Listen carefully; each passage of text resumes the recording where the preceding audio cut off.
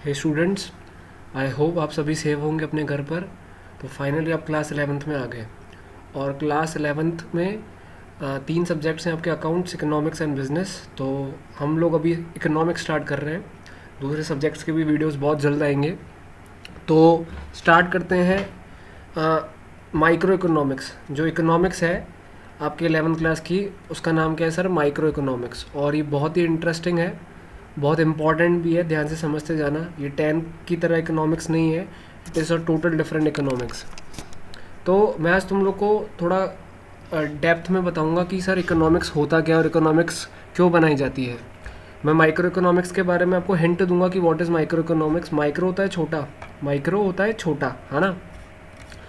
तो डिटेल में अपन लास्ट में पढ़ेंगे। माइक्रो अभी ये समझो स्मॉल, स्मॉल से भी छोटा माइक्रो, ठीक है ना। तो सर क्या बहुत छोटी है? क्या नहीं, छोटी नहीं है बच्चों, अच्छा खासा सिलेबस है। मैं आपको लास्ट में बताऊंगा कि व्हाट इज़ माइक्रो इकोनॉमिक्स। पहले अपन ये क्लियर कर लेते हैं कि सर इकोनॉमिक्स क्यों बनती है। इतने साल से हम इकोनॉमिक्स पढ़ रहे हैं। तो देखो बच्चों, इकोनॉमिक्स का जो मेन पर्पस होता है वो क्या होता है? स्टडी करना। किसको स्टडी करना है? स्कैरसिटी को। इकोनॉमिक्स का मेन पर्पस क्या होता है सर? स्टडी करना। किसको? स्कैरसिटी को। सर अभी ये स्कैरसिटी क्या होता है? तो आपके सामने ये नीचे मेंशन है, शॉर्टेज, या फिर आप बोल सकते हो लिमिट ऑफ किसकी सर? रिसोर्सेज की। तो इकोनॉमिक्स बनाई क्यों गई है? क्योंकि हम इकोनॉमिक्स स्टडी करती है सर किसको? स्कैरसिटी को। स्कैरसिटी का मतलब क्या होता है? शॉर्टेज, या फिर बोलेंगे लिमिटेशन ऑफ रिसोर्सेज। अब सर रिसोर्सेज के अंदर क्या क्या आता है? आप देख लो, रिसोर्सेज के अंदर आता है आपका लैंड, या फिर रिसोर्सेज के अंदर आपका क्या आता है? लेबर, या फिजिकल कैपिटल आ सकता है। सर ये क्या होता है? टूल्स हो गया, मशीन्स हो गया। तो ये सब रिसोर्सेज हो गए भैया, है ना। तो सर बोलोगे इनकी स्कैरसिटी हो सकती है? हो सकती है ना। जैसे ज़मीन है, ज़मीन लिमिटेड होती है, ज़्यादा तो बढ़ा नहीं सकते, तो उसकी शॉर्टेज हो सकती है। ज़्यादा प्रोडक्शन करना है, कहाँ करेंगे? लेबर है, लेबर की शॉर्टेज हो सकती है सर, हो सकती है। मशीन की शॉर्टेज हो सकती है, हो सकती है, होती भी है, आप लोग सब जानते हो। एक तो डेफिनेशन स्कैरसिटी की ये होती है कि सर शॉर्टेज ऑफ रिसोर्सेज या लिमिट ऑफ रिसोर्सेज। दूसरा मैंने यहाँ पर समझाया है when demand is greater than supply. जब मार्केट में डिमांड बहुत ज़्यादा है, मान लो एक फैक्ट्री है, वहाँ पर लेबर की बहुत ज़्यादा डिमांड है, लेकिन जो सप्लाई है, सप्लाई यानी लेबर जो है एक्चुअल में वो कम है। मान लो 100 डिमांड है लेबर की, और एक्चुअल में बच्चों जो लेबर है वो है सर कितने? 50। सिंपल सी बात है। तो ये भी किसको बोलेंगे? स्कैरसिटी को। दो डेफिनेशन हो गई। दूसरी definition, when demand is more than supply. When demand is more than supply, उसको क्या बोलेंगे सर? स्कैरसिटी। अब क्या आता है? अब आती है सर एक्चुअल में प्रॉब्लम क्या है। प्रॉब्लम बच्चों ये स्कैरसिटी ही प्रॉब्लम है। जो हम लोगों ने ऊपर पढ़ा, ये स्कैरसिटी यही प्रॉब्लम है। अभी मैं आपको डिटेल में समझाता हूँ। जैसे रिसोर्सेज आर लिमिटेड, मैं आपको तीन प्रॉब्लम समझा रहा हूँ, फिर ढंग से समझते जाना। हमारे पास रिसोर्सेज क्या है? लिमिटेड, ये तो मैंने आपको क्लियर कर दिया, स्कैरसिटी है। लेकिन जो वांट्स है ना, वांट्स सर, वांट्स का मतलब क्या होता है? वांट्स का मतलब होता है इच्छा, मुझे ये भी चाहिए, मुझे ये भी चाहिए, ठीक है ना। जैसे आपके जेब में मान लो 20 रुपये पड़े। अब 20 रुपये में आप क्या क्या खरीद पाओगे? आप बोलोगे 20 रुपये में मुझे हर चीज़ मिल जाए, पॉसिबल ही नहीं है ना। आपके पास जो रिसोर्सेज यानी पैसा, वो तो लिमिटेड है। रिसोर्सेज में, रिसोर्सेज के अंदर पैसा भी आ गया, मनी भी आ गई। वांट्स यानी आपकी जो डिज़ायर है, ये भी चाहिए वो भी चाहिए, वो अनलिमिटेड है। अब तीसरा पॉइंट दे रखा है सर, रिसोर्सेज है ऑल्टरनेटिव यूज़। ऑल्टरनेटिव का मतलब बच्चों, अब जैसे मेरे पास 20 रुपये, या तो उस 20 रुपये से मैं कुछ पेन परचेज़ कर लूँ, या उस 20 रुपये को फ्रूट्स के ऊपर खर्च करूँ। तो रिसोर्सेज है ऑल्टरनेटिव यूज़, है ना। तो मैं उस रिसोर्सेज का कहीं पर भी यूज़ कर सकता हूँ। एग्जाम्पल के तौर पर एक और देख लो। मान लो आपके पास एक ज़मीन है, आपके पास एक ज़मीन है, लैंड है आपके पास, ठीक है बच्चों? यस सर, ढंग से देखना, बहुत ढंग से। अब सर ये मैंने लिख दिया लैंड। अब उस लैंड का मेरे पास एक ही लैंड है, ज़्यादा लैंड तो है नहीं। अब मैं उस लैंड पे अपना एक स्कूल बना सकता हूँ, यस सर। अपना बिजनेस खोल सकता हूँ, यस सर। अपनी कोचिंग इंस्टीट्यूट खोल सकता हूँ, यस सर। मैं अपना हॉस्टल खोल सकता हूँ, यस सर। अब कितने सारे उसके यूज़ हो गए। तो लैंड इज़ योर रिसोर्स, और उसके जो यूजेस होते हैं उसको बोलेंगे ऑल्टरनेट। समझ में आ रही बात? क्लियर हो रही बात? इसको एक और एग्जांपल से समझो। मान लो आपके पास 10 रुपये का नोट है, ऊपर देखो, यहाँ पर फोकस करो, you have a 10 rupee note, जो मैंने आपको बताया ऊपर definition, resources are limited, wants are unlimited and resources have alternative use, उसका एग्जांपल बता रहा हूँ। सर आपके पास कितने रुपए का नोट है? 10 रुपये का, इसको बोलूँगा रिसोर्स, दैट्स इट, ठीक है। अब या तो आप उस 10 रुपये से कॉपी खरीद सकते हो, ठीक है सर, या फिर क्या खरीद सकते हो? पेन, ठीक है सर, या फिर क्या खरीद सकते हो? पेंसिल। ये क्या हो गए तुम्हारे वांट्स, या तो कॉपी या पेन या पेंसिल, दैट्स इट। 10 रुपये में सब थोड़ी आएगा भाई, हाँ 10 रुपये, हाँ 100 रुपये थोड़ी है, आज तो 100 रुपये में भी नहीं आता। तो ये तुम्हारे क्या हो गए बच्चों? वांट्स। 10 रुपये आपके रिसोर्सेज, कॉपी पेन पेंसिल आपके वांट्स। अब सर ये मेरे पास ऑल्टरनेटिव चॉइस है, ऑल्टरनेटिव यानी या तो इस 10 रुपये से कॉपी खरीदूँ, या तो इस 10 रुपये का पेन परचेज करूँ, या फिर क्या खरीदूँ? Pencil, that's it. तो सर एक प्रॉब्लम आ रही है, वो प्रॉब्लम क्या है कि अब प्रॉब्लम ऑफ मेकिंग चॉइस, ये जो मैंने आपको ये थर्ड ऊपर बताया था ना, रिसोर्सेज हैव ऑल्टरनेटिव यूजेस, ये एक तरह की प्रॉब्लम है। सर प्रॉब्लम कैसे हुई? यार सिंपल सी बात है, मैं कंफ्यूज हो गया कि यार मैं 10 रुपये पहले किसके ऊपर खर्च करूँ? मैं कॉपी खरीदूँ, उससे पेन खरीदूँ, पेंसिल खरीदूँ? बोलोगे सर तीनों खरीदो, तीनों पॉसिबल ही नहीं, क्योंकि 10 रुपये में सब नहीं आएगा, ठीक है बच्चों। तो कुल मिला के मैं ये कहना चाहता हूँ कि भाई अभी सिचुएशन काफ़ी कॉम्प्लिकेटेड हो गई है। अब तीनों में से मुझे सोच समझ कर 10 रुपये खर्च करने होंगे, तभी मैंने इसको नाम दिया सर, यहाँ पर लिखा हुआ है प्रॉब्लम ऑफ मेकिंग चॉइस बोलो या रिसोर्सेज हैव ऑल्टरनेटिव यूज़ बोलो। तो ये सबसे बड़ी तुम्हारी क्या होगी बेटा? इकोनॉमिक प्रॉब्लम होगी। आपको क्लियर हुआ? समझ में आ रही बात? तो हम लोगों ने जनरल मीनिंग समझ रहे हैं कि सर इकोनॉमिक स्कैरसिटी को क्या करता है? स्टडी करता है। स्कैरसिटी का सर मतलब क्या होता है? शॉर्टेज ऑफ रिसोर्सेज, या फिर दूसरी डेफिनेशन जब डिमांड ज़्यादा होती है और सप्लाई कम होती है। Is that clear? अब बेसिकली आपको यूँ समझना है कि भाई रिसोर्सेज जो लिमिटेड है वो प्रॉब्लम है, इकोनॉमिक प्रॉब्लम है। वांट्स आर अनलिमिटेड, ये भी प्रॉब्लम है। लेकिन सर सबसे बड़ी प्रॉब्लम है कि जो रिसोर्सेज होते हैं वो ऑल्टरनेटिव यूजेस के होते हैं। इसका मैंने एग्जांपल नीचे बताया। आपके पास 10 रुपये का नोट है, ये आपका रिसोर्स है। आप उस 10 रुपये से कॉपी भी खरीदना चाहते हो, पेन भी खरीदना चाहते हो, पेंसिल भी खरीदना चाहते हो, ये आपकी वांट है। लेकिन सर एक प्रॉब्लम हो गई, प्रॉब्लम ऑफ मेकिंग चॉइस, ठीक है ना। या 10 रुपये किसके ऊपर खर्च करूँ भाई, ये सबसे बड़ी प्रॉब्लम होगी। मेरे लिए तो तीनों बराबर है। तो ये सबसे बड़ी मैंने नीचे लिख रखा है, इकोनॉमिक क्या होगी बच्चों? प्रॉब्लम होगी, that's it. Is that clear? Yes. अच्छा, जो मैं ये समझाता जा रहा हूँ अपनी कॉपी में आराम से लास्ट में उतार देना, पॉज करके वीडियो को, कोई दिक्कत नहीं आनी चाहिए। अब मैं आगे बढ़ता हूँ। अब बच्चों अगर प्रॉब्लम है तो उसका सॉल्यूशन भी है। If there is a problem तो उसका सॉल्यूशन ज़रूर होता है। तो आपके सामने अब सॉल्यूशन की बात करते हैं। प्रॉब्लम क्या थी सर? एक तो रिसोर्सेज आर लिमिटेड और रिसोर्सेज हैव ऑल्टरनेटिव यूज़। ध्यान से समझना, शॉर्ट में पहले समझाऊंगा, फिर मैं आपको नोट्स भी प्रोवाइड करवा दूंगा। तो अब जो टॉपिक आया है बच्चों, उसका नाम है central problem of an economy. क्या लिखा हुआ है? Central problems of an economy. तो बच्चों इस सेंट्रल प्रॉब्लम्स ऑफ इकोनॉमी का दूसरा नाम क्या है? Allocation of resources. सर ये सेंट्रल प्रॉब्लम इकोनॉमी क्यों है? क्योंकि बेटा सबको, मतलब जो भी इकोनॉमी यानी एक सोसाइटी, जैसे इंडिया एक इकोनॉमी है, तो सबके लिए प्रॉब्लम है, ठीक है ना। चाहे एक इंडिविजुअल हो, चाहे एक ऑर्गेनाइजेशन हो, चाहे एक स्कूल हो, चाहे कंपनी हो, हर किसी के लिए प्रॉब्लम है, ठीक है ना। चाहे बड़े देश हो, चाहे छोटे देश हो, हर किसी को ये फेस करना पड़ता है। Central problems of economy. इसका दूसरा नाम होता है सर अलोकेशन ऑफ रिसोर्सेज।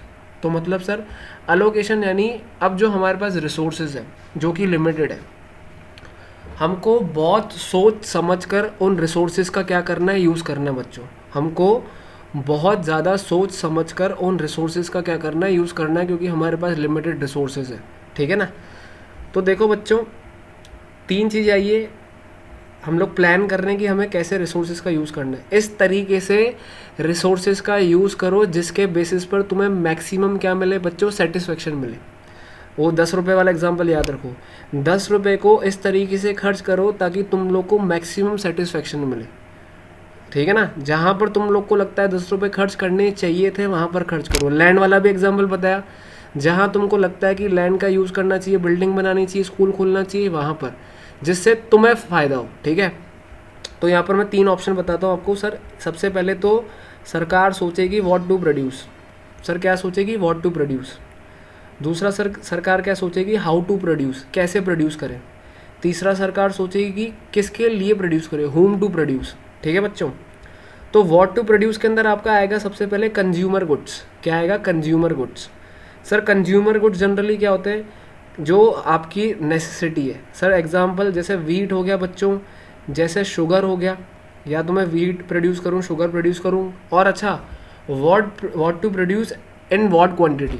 मैंने सिर्फ यहाँ क्या लिखा है? व्हाट टू प्रोड्यूस, लेकिन साथ में आप लोग जब नोट्स बनाओ तो साथ में लिख देना इन व्हाट क्वांटिटी। जैसे मैं कंज्यूमर गुड्स बनाऊंगा तो वीट कितनी बनाऊंगा, शुगर कितनी बनाऊंगा। समझ में आ रही बात? उसके बाद सर, या फिर मैं वॉर गुड्स बनाऊँ। सर वॉर गुड्स क्या होते हैं? Gun, weapons. अब लड़ाई करने जाएंगे हमारे सैनिक, तो अंडों से थोड़ी लड़ाई करेंगे, टमाटर से थोड़ी लड़ाई करेंगे, है ना? तो वही हथियार तो होनी चाहिए। Yes sir. या फिर मैं कैपिटल गुड्स बनाऊँ, तो सर तीनों नहीं बना सकते, तीनों बना सकते हो, लेकिन डिपेंड करता है किसकी ज़रूरत कितनी है। ज़्यादा क्या है सर? ज़्यादा कंज्यूमर गुड्स की डिमांड है। वॉर गुड्स भी है, लेकिन मुझे क्योंकि मेरे पास रिसोर्सेज लिमिटेड है, तो मुझे सोच समझ कर, मेरे पास रिसोर्सेज जब भी बोलूँ तो लैंड, लेबर, पैसा, मशीन्स, ठीक है ना, तो मैं उतना ही बनाऊँगा जितनी ज़रूरत होगी। That's it. ठीक है।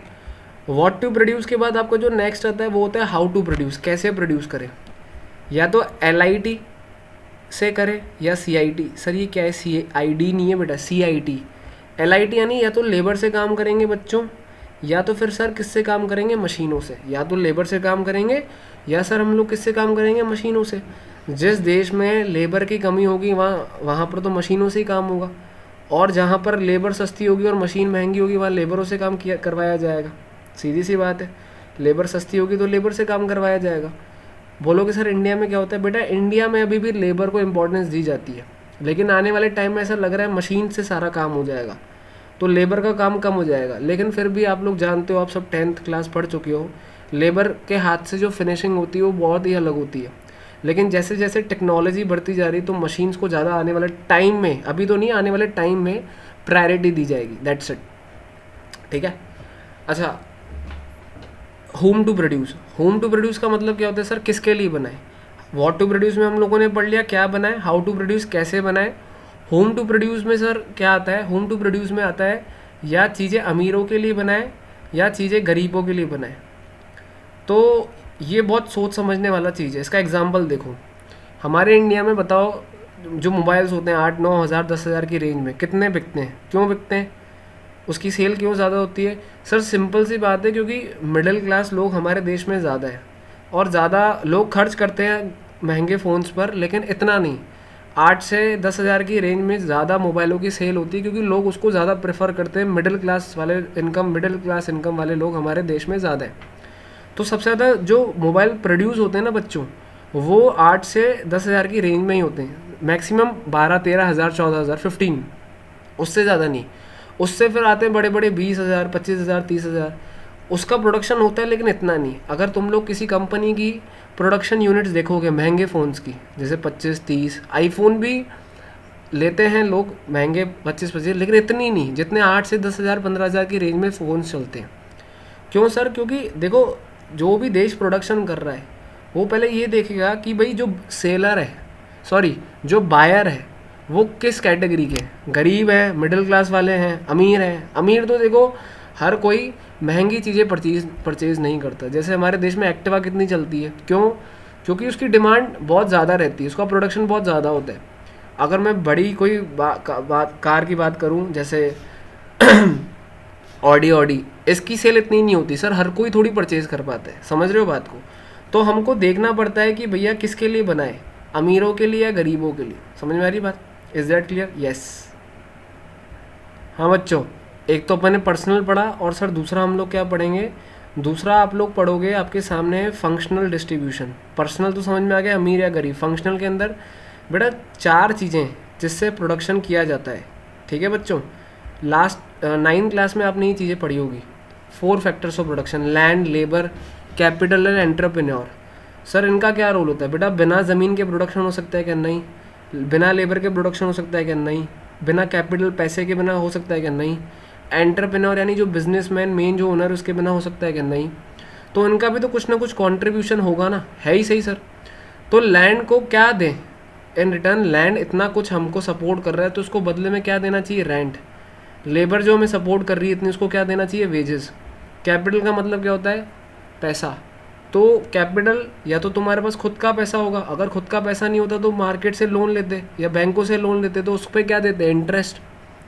फिर था सर आपका एंटरप्रेन्योर। एंटरप्रेन्योर मतलब जो बिजनेसमैन पैसा लगा रहा है। कोई भी बिजनेसमैन पैसा क्यों लगाता है बच्चों, सर प्रॉफिट कमाने के लिए, दैट्स इट।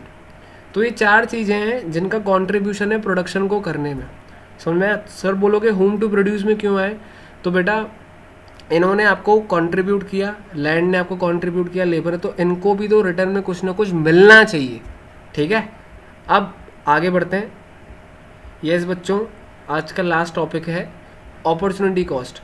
अच्छा, मेरे जो वीडियोस होंगे 20 to 25 मिनट्स के होंगे, ज़्यादा भी नहीं पढ़ना है, थोड़ा थोड़ा रोज़ पढ़ना है, तो आप ध्यान से समझो, है ना। तो 20-25 मिनट सफिशेंट होगा। आज का जो लास्ट टॉपिक है वो है अपॉर्चुनिटी कॉस्ट, ठीक है ना। और ये काफ़ी इजी है। Sir what is opportunity cost? देखो मैं आपको एक बहुत सिंपल सी इसकी पहले डेफिनेशन बताता हूँ। Value of benefit that is सेक्रीफाइड by choosing an alternative. काफ़ी टेक्निकल डेफिनेशन ऐसे समझ में नहीं आएगी, ये तो मैंने जल्दी से बता दी ये क्या है। तो आप इसको पहले एग्जांपल से समझो कि राम नाम का एक पर्सन है जो काम करता है एक कॉलेज में, करता है वॉटेवर, और वहाँ पर उनको 70,000 पर मंथ सैलरी मिलती है। राम एक कॉलेज में काम करता है जहाँ पर उसको 70,000 रुपये मिलते हैं, ठीक है सर। अब राम जब कॉलेज में काम कर रहे थे तो उससे पहले राम को एक ऑप्शन था कि वो बैंक से भी कॉल आया था और बैंक ने बोला कि राम बैंक में हमारे यहाँ काम करो, हम आपको 65,000 क्या करेंगे, पे आउट करेंगे। तो 70,000 में तो अभी काम कर ही रहा है कॉलेज में, लेकिन उससे पहले एक और राम के पास लेटर आया था जॉब का, और वो कहाँ से आया था सर, बैंक से, और वहाँ पर उसको 65,000 मिल रहे थे। अब सर इसमें क्या समझना है, एक बात बताओ बच्चों, अगर मान लो अगर राम कॉलेज में काम नहीं करता और राम को ऑफ़र नहीं मिलता कॉलेज से, तो वो कहाँ काम करता सर, बैंक में काम करता। लेकिन राम की किस्मत अच्छी और राम को कॉलेज में काम मिल गया और 65,000 की 65,000 की जगह कितने मिल रहे हैं, 70,000। तो सर यहाँ पर अपॉर्चुनिटी कॉस्ट क्या होगी बेटा, मैं सिंपल सा मतलब बता रहा हूँ। अपॉर्चुनिटी कॉस्ट वो होती है जो तुम लोग सेक्रीफाइस कर चुके हो, जो तुम भूल चुके हो। यहाँ पर राम दो जॉब एक साथ थोड़ी कर सकता है। राम ने कौन सी जॉब छोड़ी सर, 65,000 वाली। सर फिर बोलोगे आपने तो क्या कहते हैं, राम ने तो वो कभी करी नहीं। बेटा मैं ये चीज़ समझाना चाहता हूँ, अगर राम ने वो नहीं करी ना, लेकिन अज्यूम करो, अजम्पशन बनाओ कि अगर राम 70,000 की नौकरी कॉलेज में नहीं करता तो सर कहाँ जॉब करता, बैंक में। समझ में आ रही बात, अज्यूम करो, इमेजिन करो। यस सर, तो राम जो कॉलेज में काम कर रहा है 70,000 में, उसकी अपॉर्चुनिटी कॉस्ट कितनी होगी सर, 65,000 लिखा है। समझ में आई बात सर, क्यों मैं फिर से बोल रहा हूँ, ऊपर डेफिनेशन अब पढ़ो। वैल्यू ऑफ बेनिफिट यानी 65,000 की बेनिफिट, 65,000 वाला, दैट इज सेक्रीफाइस, 65,000 को क्या किया, सेक्रीफाइस किया by choosing an alternative. Sir किसको चूज़ किया, 65 की जगह 70 को चूज़ किया, दैट्स इट। तो मतलब अगर आपके पास दो ऑप्शन है, और जिस ऑप्शन में तुम्हें फ़ायदा कम मिल रहा है, उस ऑप्शन को छोड़कर जिसमें तुम्हें फ़ायदा मिल रहा है, ठीक है ना, तो जो कम वाला है वो तुम्हारी क्या होगी, अपॉर्चुनिटी कॉस्ट होगी। सर यहाँ पर कम वाला क्या था, 65,000, ज़्यादा वाला क्या था, 70,000। तो 70,000 की अपॉर्चुनिटी कॉस्ट क्या होगी सर, 65,000। तो उसकी एक और डेफिनेशन है, ये वो कॉस्ट होती है जिसको हम फॉरगोन कर चुके हैं, फॉरगोन यानी भूल चुके हैं, छोड़ दिया, यानी 65 हमने छोड़ दिया, या फिर जो हम लोगों ने सेक्रीफाइस कर दिया, सेक्रीफाइस कर दिया, दैट इज़ व्हाट बच्चों, अपॉर्चुनिटी कॉस्ट। ठीक है बच्चों, इतना सफिशेंट है, इतना पढ़ो। कोई डाउट हो तो आप मुझे व्हाट्सएप के थ्रू पूछ सकते हो, नंबर आपको प्रोवाइड करवा दिया जाएगा। तो 20-20 मिनट के लेक्चर होंगे जिसमें आपको आपके जो भी कंसेप्ट होंगे क्लियर किए जाएंगे, ठीक है। ये ऐसे इकोनॉमिक्स का, ऐसे बिजनेस का भी मैं स्टार्ट कर दूँगा। Thank you.